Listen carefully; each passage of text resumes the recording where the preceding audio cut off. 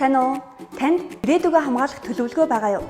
Хэрвээ байгаа бол түр наашаа анхаарлаа хандуулж байгаарай. Би танд маш хэрэгтэй нэг мэдээллийг өгөх гэж байна. Бид олсон орлогоосоо тодорхой хэмжээний мөнгийг нийгмийн даатгалын шимтгэл болгож төлдөг. Гэхдээ энэ яг юунд хэрэгтэй юм бэ? Та магадгүй ингэж эргэлзэж болох юм.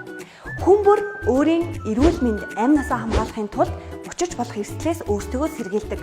Гэхдээ бидний урьдчилж таамаглаагүйгээр гинтийн эрсдэл, уйгашуу, баяр жаргалтай мөчүүд цөөнгөө тохиолддог. Тэгвэл энэ бүхэнд нийгмийн даатгал бидэнтэй хамт байдаг байна.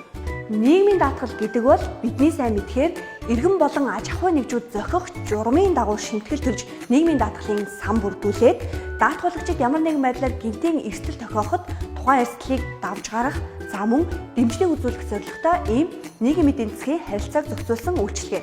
Бид олон жил нийгмийн даатгалын шимтгэл төлсөний эцэст зөвхөн тэтгэвэр авдаг гэх өрөөсгөл ойлголттой байдаг.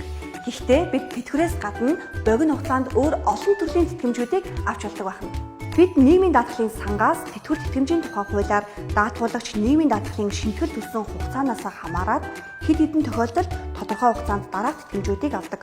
Нэгдүгээр, хөдөлмөрийн чадвар түр алдсны тэтгэмж. Хоёрдугаар, жирэмсний болон амарчсны тэтгэмж. Гуравдугаар, оршуулгын тэтгэмж. Та бидний төлсөн багахан мөнгө таны, миний, бидний ирээдүйн баталгаа болж учирч болох эрсдлээс сэргийлэх юм. Анхаарал тавьсан явдал баярлалаа.